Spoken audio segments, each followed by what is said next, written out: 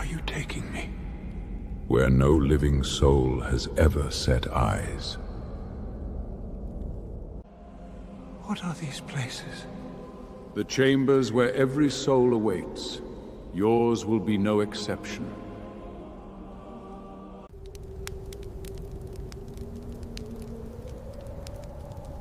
Why has this been revealed to me? Because you will return, and you will right it all.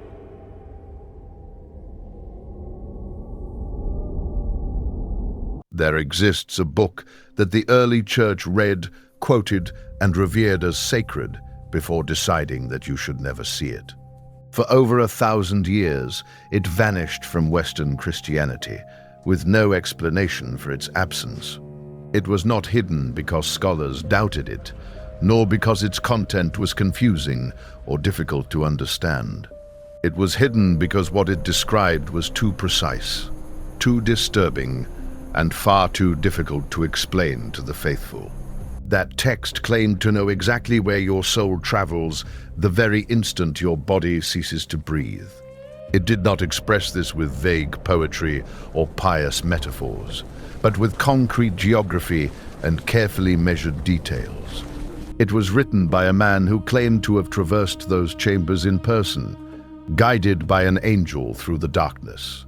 That man was Enoch, and what he saw and recorded should never have survived the relentless passage of centuries. And yet it survived, hidden in the mountains of Ethiopia, far from the reach of those who sought to erase it from history.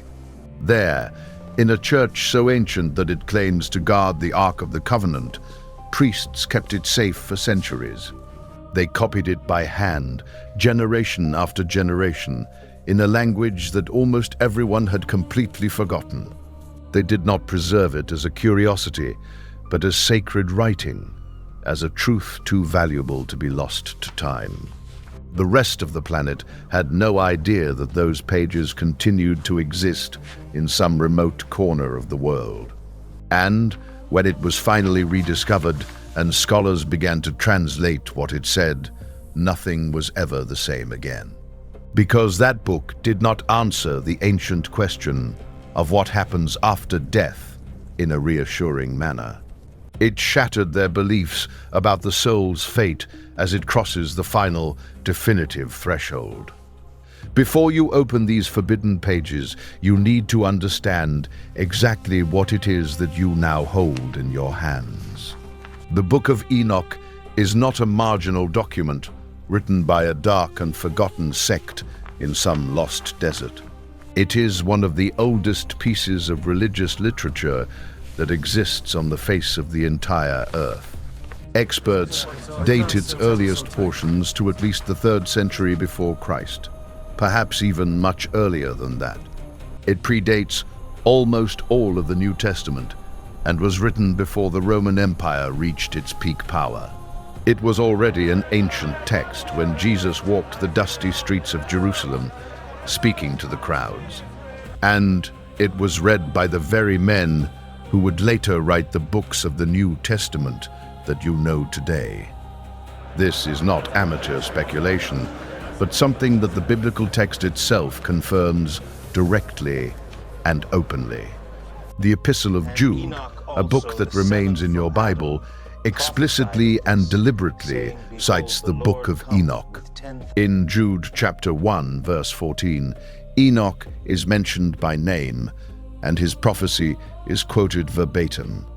That cited passage does not exist anywhere in the Hebrew scriptures that the Jewish tradition had preserved. It comes directly from the Book of Enoch, chapter 1, verse 9, word for word, without any margin for doubt. This means that the author of a canonical book considered the text of Enoch as worthy scripture to be cited. The early church fathers also read it, discussed it, and defended it with true and firm passion. Tertullian, writing in the 2nd century, argued strongly in favor of the authenticity of that ancient book. Origen quoted it in his works, and Clement of Alexandria mentioned it as a text deserving of attention and respect. The document circulated openly among the early Christian communities, without secrecy and without any shame. It was not hidden in the shadows, nor pursued by anyone. On the contrary, it was deeply revered and respected. And then, at some silent point in history, something changed forever, and everything began to transform. In the 4th century, when the Roman Empire adopted Christianity, political power intertwined with faith. The theological authority became united with the imperial, and certain councils began to draw increasingly rigid boundaries. They started to decide which books belonged to the sacred scriptures and which should be definitively excluded. The Council of Laodicea in the year 363 marked one of those invisible borders of the canon. The Council of Carthage in the year 397 reinforced those same limits with renewed firmness. Those assemblies were composed of bishops, many of whom had never read the complete text of Enoch. And yet it was they who drew the definitive borders of what would be considered the revealed Word of God. The Book of Enoch was left outside those borders, expelled from the canon that was being carefully constructed. The official reasons given were always technical, cold, and seemingly reasonable for that time period. They claimed it was too ancient, that its authorship was doubtful, and that its content was difficult to harmonize. But none of those reasons fully explains the urgency with which that book ultimately disappeared from view. Because what the Book of Enoch contained about death, judgment, and the structure of the underworld was unsettling. It did not fit within the simplified narrative that the institutional church was constructing about the afterlife. And so, slowly, without a single decree condemning it in writing, that sacred text simply vanished from existence. For approximately 1400 years, there was not a single complete copy of that book anywhere in Europe. Scholars knew that it had existed, for they saw it cited in Jude and mentioned by the early writers. But the text itself had completely disappeared, as if no human hand had ever written it at all. As if someone had erased it from history with hands that knew exactly what they were doing. And then, in the year 1773, something happened that no one in the West had ever anticipated.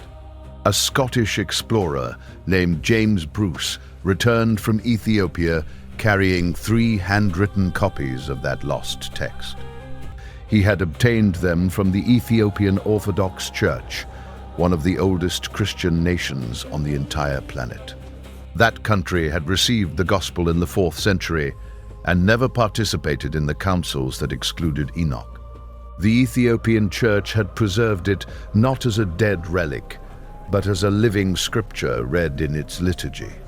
Its monks copied it patiently and taught it in their seminaries, keeping it alive through the centuries. While the West drew boundaries around acceptable belief, Ethiopia quietly preserved the testimony, the complete testimony of the man who walked with God long before the great flood that covered the entire earth. And then, in the year 1947, history became impossible to ignore or dismiss. In some caves along the northwestern shore of the Dead Sea, shepherds stumbled upon an astonishing discovery. Archaeologists found there the famous Dead Sea Scrolls, which would change biblical studies forever. Among them appeared multiple fragments of the Book of Enoch, written in Aramaic, ancient, and clearly pre-Christian. They had been hidden by a Jewish sect that evidently considered that text too sacred to lose. 7 copies in 7 different caves, all confirming the same text that Ethiopia had been preserving for centuries. The Book of Enoch was not a medieval invention, nor a late forgery, nor the product of a marginal cult.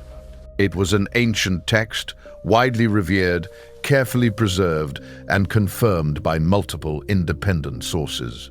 a text that described in precise detail what awaits on the other side of the definitive threshold of human death. And now, after so many centuries of imposed silence, we can finally open its forbidden pages together. When most people hear the word Sheol, they imagine it as a vague and rather poorly defined concept. They think of it as the grave, the place of the dead, a waiting room where souls await resurrection. An undefined site, without description, barely illuminated, where all the deceased rest equally until the end. That is the version that the canonical texts ultimately preserved for generations that would come long after. But what the Book of Enoch describes is something completely different and much more unsettling than imagined. In chapters 22 to 27, known as the Book of the Watchers, Enoch embarks on an unusual journey. He is taken by the Archangel Uriel to the farthest corners of the earth, beyond all that the human eye knows. He is shown impossible mountains, hidden rivers, and structures that exist far beyond the visible and known world. And there, at the very edge of the known cosmos, the angel finally reveals to him the true face of ancient Sheol. What Enoch contemplates at that moment leaves him paralyzed with awe and a fear he has never felt before. Because Sheol is not a single chamber, nor a uniform void where everything fades into nothingness. According to Enoch, it is a place of 4 distinct empty spaces carved into the rock of a huge and ancient mountain. Each one separated from the others, each designed for a specific and precise category of human soul. 4 chambers, 4 destinies, based not on a final judgment that has not yet arrived, but on something else. They are based on the nature of how each person lived and on what exactly happened at the moment of their death. Pause for a moment to think about what that means for everything you thought you knew about the human afterlife. The moment of death does not lead to a dream, nor to a hall where all souls wait exactly the same. According to this ancient text, the soul is immediately evaluated upon arrival, classified with almost absolute precision, and placed in the chamber that accurately reflects what it deserves, according to how it lived and how it left this world. Before the resurrection, before the final judgment, before the end of all things we know on earth. The first chamber that Enoch describes is bright, bathed in a clarity that does not come from any earthly sun. There is a spring of living water in it, described not as a poetic metaphor, but as a concrete and real fact. The souls rest there in peace, separated from the surrounding darkness by what the text calls an abyss of light. They are the souls of the righteous who lived by the truth and left this world without enduring injustice. They are not in torment nor enveloped in darkness. They wait, yes, but in a place specially prepared for them. But the second chamber is profoundly different, and its atmosphere changes as soon as one crosses its gloomy threshold. The second chamber houses those who were righteous, but suffered a violent death at the hands of cruel men. These souls do not rest in peace, but cry out incessantly, demanding that their spilled blood be avenged at last. Their voices echo against the walls of the chamber, pleading for justice, demanding that the crime not go unpunished. Enoch asks the angel about them, and the answer he receives is devastating in its terrible and cold precision. Those souls will not find rest until their murderers have appeared before the judgment they deserve to suffer. Their plea is being heard right now within the chamber before any final tribunal is convened. And then we arrive at the third chamber, where the very temperature of the narrative drops notably. This chamber contains those who died in sin, neither being innocent victims nor great and notorious wrongdoers. They are people who lived in compromise and lukewarmness and died without accounting for what they did. They are not in active torment, but neither do they receive any comfort in the midst of their silent and very long wait. They await in a kind of suspended isolation, far from the light of the first chamber and the clamor of the second. They exist in a silence that is, in itself, a subtle and persistent form of judgment on their past lives. And finally, we arrive at the fourth chamber, before which the text barely pauses, for it does not need to. The description is very brief, almost cutting, but the weight it carries for the reader is simply immense. The fourth chamber contains the souls of those who committed deep wickedness and never sought to correct their course. Here there is no spring of water, no trace of light, nor any voice that rises to plead for mercy or a bit of justice. These souls dwell in complete darkness and are already experiencing consequences before the final judgment. They are already being punished, long before the definitive sentence adds to their present and terrible condition. And this detail is not a minor theological note, but a structural challenge to an entire tradition about the afterlife. If Sheol is ordered and souls occupy their places as they were, then everything changes completely. Then the institution of the Church becomes something other than an exclusive guardian of access to salvation. The classification does not wait for a priest, nor for a sacrament, nor for any solemn declaration made in life. It is already done. The moment the last breath leaves the body, the accounting of the soul begins. And that is a dangerous idea for any institution that bases its power on controlling access to the afterlife. There is a detail in the description of the first chamber that most summaries prefer to omit entirely. It may be the most crucial detail, linking two texts separated by centuries.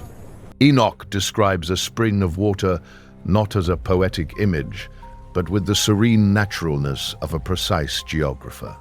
It is simply there, as if it had always been, as if the water were as natural in that waiting place. For anyone who has read the New Testament with true attention, this detail should provoke a chilling recognition. In the Gospel of Luke, chapter 16, Jesus narrates the story of the rich man and the poor beggar Lazarus. The rich man dies and suddenly finds himself in a place of torment from which he cannot escape in any way. Lazarus, the beggar, also dies and is taken to Abraham's bosom, to a place of comfort and deep rest. The rich man looks across a great abyss and sees Lazarus resting peacefully on the other side. And he begs Abraham to send Lazarus with a single drop of water to cool his tongue tormented by the fire. A drop of water that he can see from where he is, knowing that it truly exists on the other side of that abyss. But the abyss that separates his chamber from theirs can never be crossed, and Abraham confirms this clearly. Water, an abyss, the separation between the righteous and the wicked, several chambers with distinct simultaneous conditions. And all of this occurring before any final judgment is pronounced on the eternal fate of those souls. Jesus was not inventing that geography of the afterlife, but describing the very map that Enoch recorded centuries earlier. He described it with the same elements and in identical arrangement, as if both were recounting the same and only place. And the reason is simple and chilling at the same time, because, in reality, both were describing the same site. The question, then, is not whether the connection is real, for the ancient manuscripts confirm it without a doubt. The true question is why this evident parallel was never maintained in the tradition that came afterward. Why the detailed map of Sheol was never used to illuminate what Jesus meant in that famous passage. Why the tradition that preserved the words of Jesus simultaneously eliminated the text that best explained them. It proved much easier to bury the map entirely than to dare to answer that difficult question honestly. Moreover, there is a figure in the Book of Enoch that does not appear by name in the canonical Bible of the Western world, but whose function is described with such precise specificity that it becomes impossible to dismiss it as mere myth. His name is Uriel, one of the 4 principal archangels within the entire ancient Enochian tradition known. Michael the warrior, Gabriel the messenger, Raphael the healer, and Uriel, whose name means the light or fire of God. His role is distinct from all the others, for Uriel is presented as the very guardian of the fearsome Sheol. It is Uriel who leads Enoch through the 4 chambers and explains the hidden meaning of each one of them. He is the one who reveals the classification, the spring, the abyss, and the incessant clamor of the souls that were slain. He functions as the guardian of the record of the dead, the angel who knows each soul and knows where it belongs. He ensures each one reaches its exact destination without error or confusion. However, Uriel is almost completely absent from the Western Christian tradition that we know today. The Catholic Church officially recognizes only 3 archangels within its doctrine and devotion. The Orthodox Church venerates 7, but Uriel's status has been debated, minimized, and almost completely eliminated. The same councils that removed Enoch from the canon advanced in the same direction with this ancient guardian angel. His existence in the text implies that death is not a passive event, nor a mere cessation of human life. It is, on the contrary, an active process supervised by a being of immense authority that prevents a soul from being lost. The Ethiopian tradition, on the other hand, never erased that name with the same care and silence that the West did. In the Ethiopian Orthodox Church, Uriel is venerated as a feast day and is named in prayers for the dead. He is understood as the angel who waits at the threshold, the first one you encounter when the body finally fails. His presence in the cosmology of the afterlife is not merely symbolic, but fully functional and deeply concrete.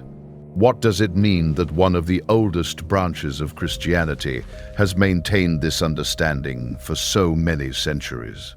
The West, on the other hand, completely forgot the name of the angel who, according to that text, guards the dead. But there is something hidden deep within this archive that illuminates why the entire text had to disappear. There is a passage in the Book of Enoch that does not directly describe Sheol, but explains everything about its censorship.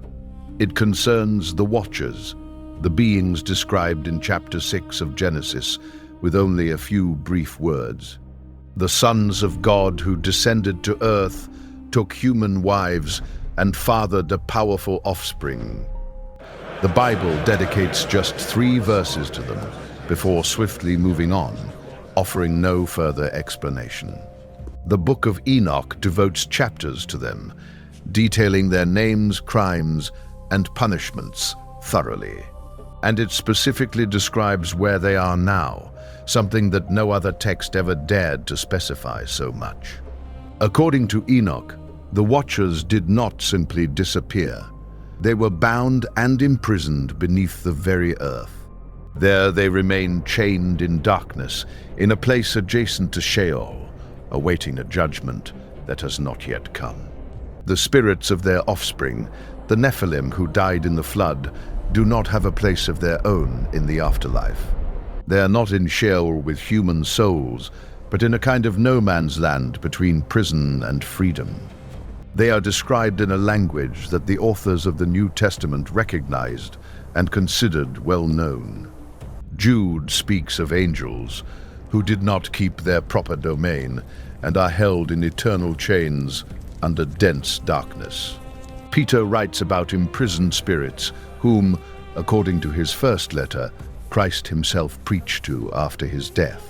These are not abstract theological statements, but references to a cosmology that Enoch had already fully outlined. It is a cosmology where the afterlife is not just the place of human dead, but a broader structure. It is a structure that includes imprisoned supernatural beings, assigned guardian angels, and an active judgment. It is a geography much more complex than any tradition that expelled Enoch could truly explain. This is precisely what could not be allowed to remain within reach of any ordinary reader. Not because it was false, but precisely for the opposite reason, because it was too complete and too coherent. A map that includes the chambers of Sheol, the spring of the righteous, and the clamor of the slain was dangerous. A map with the angel of the threshold and the spirits of the fallen leaves no room for institutional control. It is a map that operates independently of any human authority that seeks to administer salvation. A map where God's justice is already being executed without waiting for anyone to authorize or confirm it. That map had to be buried, and that is exactly what happened during 14 long centuries of silence. But there is one more thing that the Book of Enoch reveals about Sheol, and perhaps it is the most transcendent of all. It concerns what happens to the soul between death and resurrection, in the context of its relationship with the divine. In chapters 47 and 103, souls in Sheol are described as still linked to their God. They are not cut off from the world nor lost in a void. They remain conscious, even aware of the passage of time. The righteous dead are described with their names recorded in the presence of God, neither erased nor ever asleep. They remain preserved in an active account, while the slain souls cry out, and those cries are answered. This implies something that the removal of Enoch quietly set aside from Western theology for many centuries. It implies that the relationship between the living and the dead does not break with death, but merely transforms. It suggests that the dead are somewhere conscious, and that the living and the dead remain united in a mysterious way. This is not superstition. According to Enoch's testimony, it reflects a real and concrete structure of reality itself. The Ethiopian Orthodox Church has practiced prayers for the dead for 17 centuries without a single interruption. That practice is rooted in a cosmology that the Book of Enoch upholds, and which the West decided to leave behind and forget. And here we arrive at one of the most astonishing and least commented details of this extraordinary and ancient story. Enoch did not die, and this is one of the most surprising assertions in all of the Hebrew Bible, written in very few words.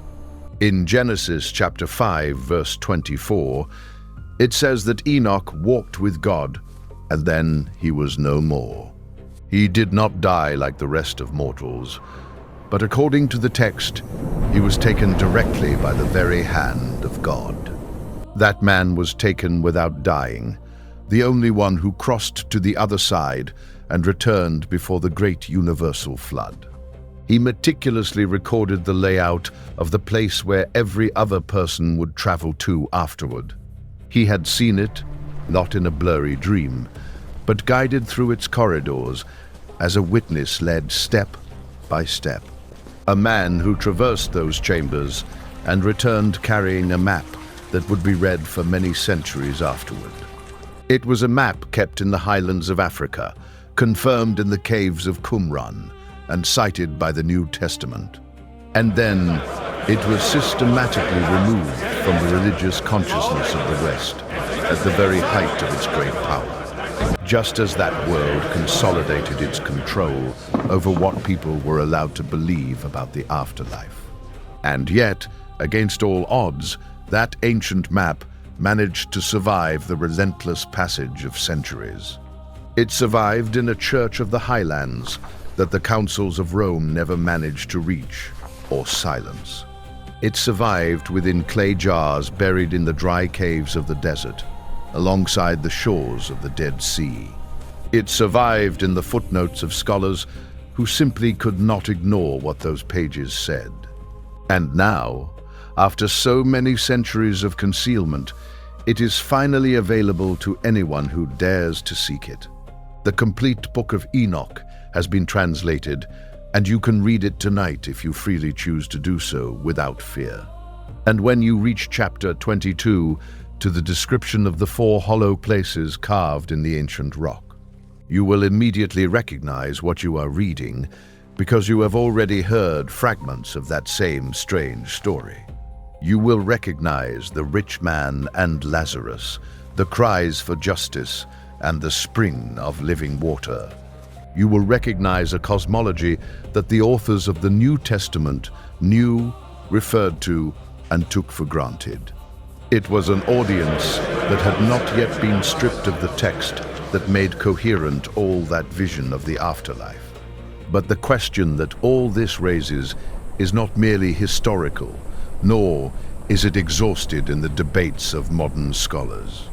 If the afterlife has the structure that Enoch described, souls already occupy their place, fully conscious. If they are already awaiting a justice that is being executed in part, then the most important question is none other. It is not which councils decided which books were acceptable, nor which should be set aside from the considered sacred canon. The most important question is for which of those 4 chambers you are being formed right now, in this very instant. Not at the moment of the final judgment, but right now, in each of the decisions you make throughout your life. In the way you treat the most vulnerable, in how you respond to the injustice you see around you, in how you navigate a world that, according to this ancient map, is much more observed and monitored than you believe. A world where every act is recorded in a reality much more accountable than anyone ever told you. Enoch traversed those chambers and returned to write it all down with the precision of one who has seen what is invisible. In the mountains of Ethiopia, a monk is still hand-copying it now, just as he did 1,000 years ago, preserving words that someone somewhere has never stopped trying to erase from the memory of the entire world. But the archive still exists, and for the first time in 14 centuries, you have just read what they wanted to bury. If you want to continue discovering the texts that they tried to silence forever, subscribe now and join us.